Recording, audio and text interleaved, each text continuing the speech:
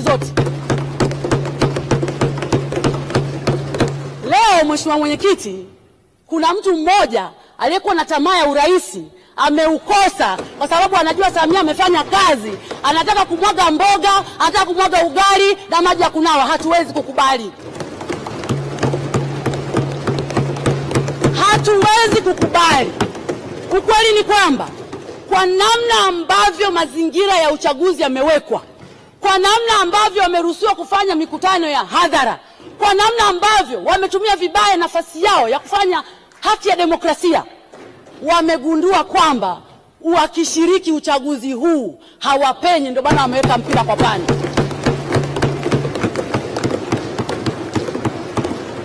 Mheshimiwa Mwenyekiti,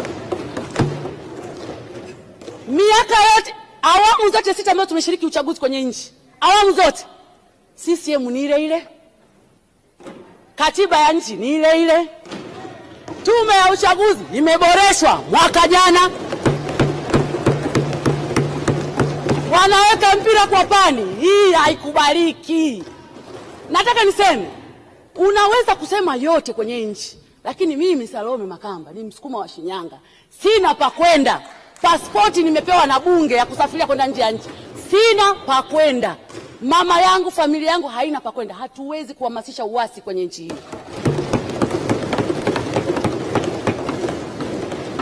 Kung'ang'ania kitu kisichowezekana, kung'ang'ania kwamba hatuwezi kufanya uchaguzi, imebaki miezi mitatu twende kwenye uchaguzi, unang'ang'ania hatuwezi. Na wewe na mtu ni mwanasheria, wote tunajua humu ndani utaratibu wa utungaji wa sheria, utaratibu wa kurejea sheria una namna yake ambao unahitaji muda.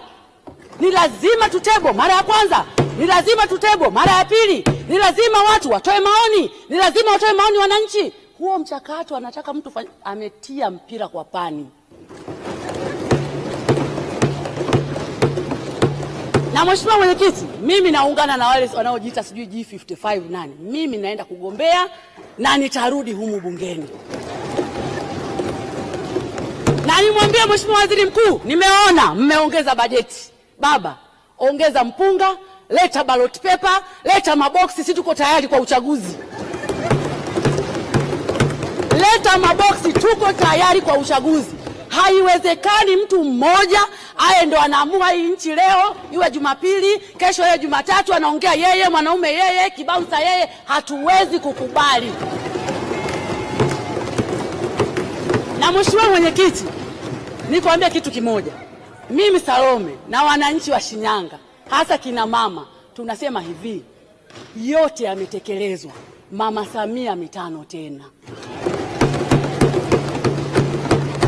Mama Samia mitano tena.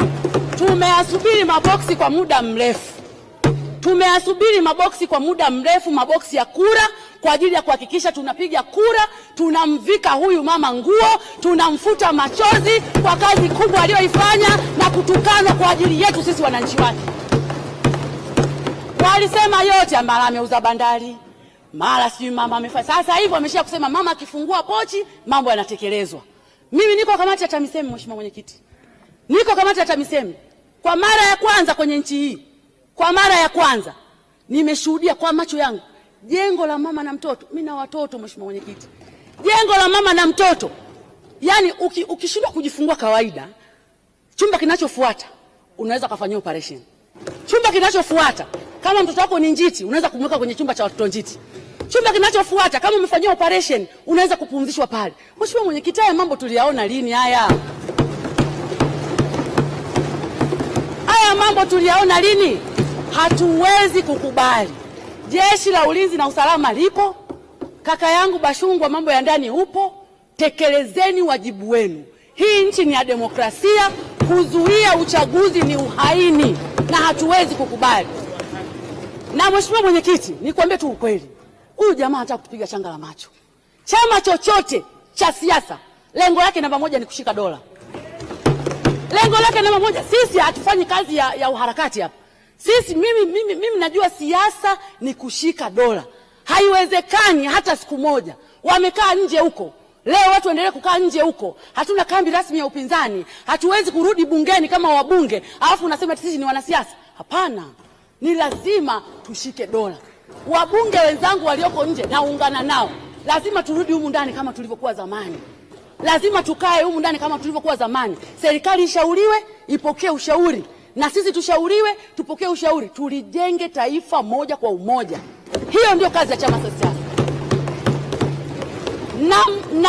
Na wawakilishi wa wananchi huwezi kuwakilisha huko kwenye majukwaa, na maana unaona huko wanakofanya haina tija. Ni lazima tukae kwenye mabaraza ya vijiji, ni lazima tukae kwenye baraza la madiwani, ni lazima tukae bungeni ili tuweze kushauri serikali kwa mfumo unaoeleweka. Huwezi kuishauri serikali nje ya serikali, Mheshimiwa Mwenyekiti. Kwa hiyo mimi rai yangu,